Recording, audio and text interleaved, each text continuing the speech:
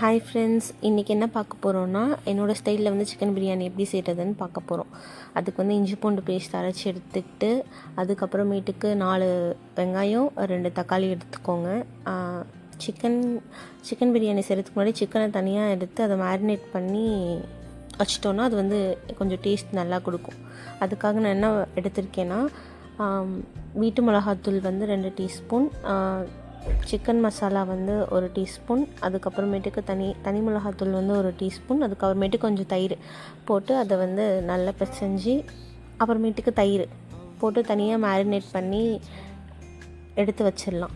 அதுக்கப்புறமேட்டுக்கு என்னென்ன தேவைன்னா பட்டை, கிராம்பு, அதுக்கப்புறமேட்டுக்கு பெருஞ்சீரகம் இதெல்லாமே எடுத்து வச்சுக்கிட்டு நம்ம எந்த இதில் செய்ய போகிறோமோ அதை வந்து அடுப்பில் வச்சுட்டு அதுக்கப்புறம் 2 டீஸ்பூன் நெய், அதுக்கப்புறமேட்டுக்கு நெய் கூடயே வந்து கொஞ்சம் எண்ணெய் ஊற்றி நல்லா எண்ணெய் காயிற வரைக்கும் வச்சுட்டு அதுக்கப்புறமேட்டுக்கு எல்லாத்தையும் நம்மளுக்கு தேவையான திங்ஸ் எல்லாம் போட்டு ஃபஸ்ட்டு வதக்கிட்டு அதுக்கப்புறம் நான் வந்து 4 பச்சை மிளகா எடுத்திருந்தேன். 4 பச்சை மிளகா போட்டுட்டு அதுக்கப்புறமேட்டுக்கு வெங்காயம் போட்டு நல்லா கோல்டன் கலர் வர வரைக்கும் நல்லா வந்து வதக்கணும். கொஞ்சம் சால்ட் சேர்த்துக்கிட்டோன்னு வச்சுக்கோங்களேன், அது வந்து சீக்கிரமாக வதங்குற மாதிரி இருக்கும்.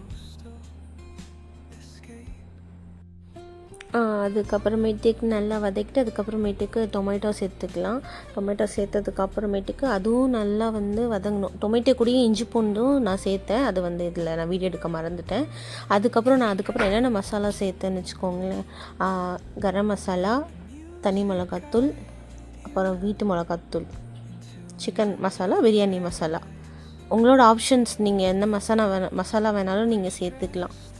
அதுக்கப்புறமேட்டுக்கு மசாலா போட்டு தக்காளி கூட கொஞ்சம் வதங்கினதுக்கப்புறமேட்டுக்கு நம்ம ஆல்ரெடி மேரினேட் பண்ணி வச்சுருந்த சிக்கன் இருக்குது பார்த்திங்களா, அதை எடுத்து போட்டுடலாம்.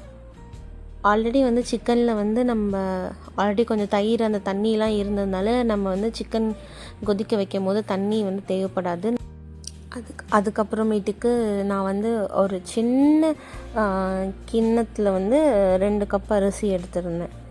அப்போ வந்து நான் வந்து ஒரு 3.5 கப்ஸ் வந்து அதே இதில் வந்து தண்ணி எடுத்து தண்ணி கொதிக்கிற வரைக்கும் விட்டுட்டேன். அதுக்கப்புறமேட்டுக்கு அரிசியை வந்து அதில் போடணும்.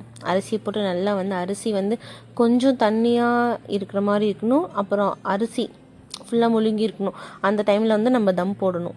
இதை போட்டுகிட்டே இருக்கும் போது என் தம்பி வந்து எங்கள் பாட்டிக்காக வந்து மாங்காய் செத்திட்டு இருந்தான், மாங்காய் பச்சடி செய்கிறதுக்காக. அதுக்கப்புறம் அதையும் நான் தான் செஞ்சேன். அதுக்கு என்னென்னா ஒரு வானலில் வந்து எண்ணெய் ஊற்றிக்கிட்டு தாளிச்சு கடுகு, காஞ்ச மிளகா போட்டு தாளிச்சிட்டு அதுக்கப்புறமேட்டுக்கு செத்தி வச்சுருக்க மாங்காவை போட்டு நம்ம வந்து கொஞ்சம் நேரம் வதக்கிட்டு அதில் தண்ணி ஊற்றிட்டு அதுக்கப்புறமேட்டுக்கு வெல்லத்தை போட்டு நல்லா அப்புறமேட்டுக்கு சுகர் வந்து தூக்கி கொடுக்கறதுக்கு வந்து சால்ட் போட்டு நல்லா அது வந்து நல்லா வேகிற வரைக்கும் வச்சுட்டு அவ்வளோதான், மாங்காய் பச்சடி ரெடி. அதுக்கப்புறம் வந்து நான் வந்து இதில் பிரியாணியில் வந்து உப்பு இருக்கான்னு பார்த்துட்டு இருந்தேன். அப்புறம் உப்பு பத்தல, அப்புறமேட்டுக்கு உப்பு வந்து தேவையான அளவு போட்டுட்டேன். இருந்தாலுமே லாஸ்ட்டில் சாப்பிடும் போது வந்து லைட்டாக உப்பு இல்லை. நான் எதுக்கே வந்து 4 பச்சை மிளகா போட்டுமே காரம் வந்து இல்லை. எங்கள் மம்மிக்கு வந்து அதுதான் பிடிக்கும், காரம் இருக்கக்கூடாது, எதுவுமே இருக்கக்கூடாது, அப்படி இருந்தால் சாப்பிடுவாங்க. எங்கள் மம்மிக்கு ஏற்ற மாதிரி நான் இன்றைக்கி செஞ்சிருந்தேன் பிரியாணி. அதுக்கப்புறமேட்டுக்கு நம்ம வந்து தம் போடுறதுக்கு முன்னாடி வந்து நெய் வந்து 1 டீஸ்பூன் போட்டு தம் போட்டுடலாம்.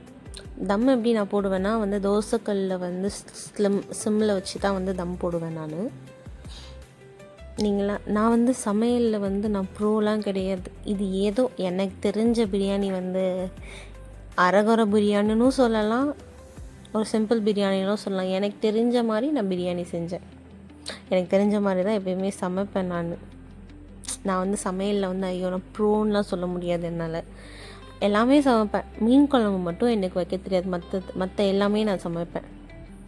ஆனால் அதுவும் வந்து கண்டிப்பாக வந்து கூடிய சீக்கிரம் வந்து அது எப்படி வைக்கணும்னு சொல்லிட்டு கற்றுக்கிட்டு நான் செஞ்சு நான் வந்து உங்களுக்கு வீடியோ போடுவேன். இதே சேனலில் நான் வந்து மீன் குழம்பு எப்படி செஞ்சு எல்லோரும் என்ன சொல்கிறாங்கன்னு சொல்லிட்டு நான் வந்து உங்களுக்காக வீடியோ போடுறேன்.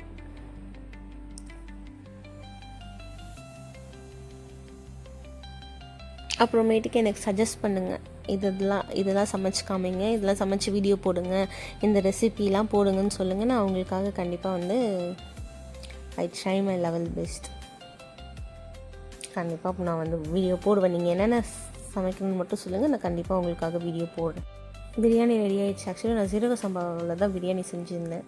அதுக்கப்புறம் சைடில் வந்து என் தம்பி வந்து சிக்கன் 65 செஞ்சுட்டு இருந்தான். எங்கள் வீட்டில் வந்து பிரியாணினாலே நான் தான் பிரியாணி செய்வேன்.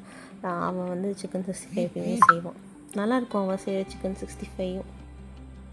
கடையில் வந்து சிக்கன் 65 அந்த பவுடர்லாம் வாங்கி செய்ய மாட்டோம். அது ரெசிபி வேணும்னா சொல்லுங்கள். அப்புறம் நானே எடுத்து வச்சு சாப்பிட்டுட்டேன். பிரியாணி, சிக்கன் 65, அப்புறமேட்டுக்கு தயிர் பச்சடி நல்லா இருந்துச்சு.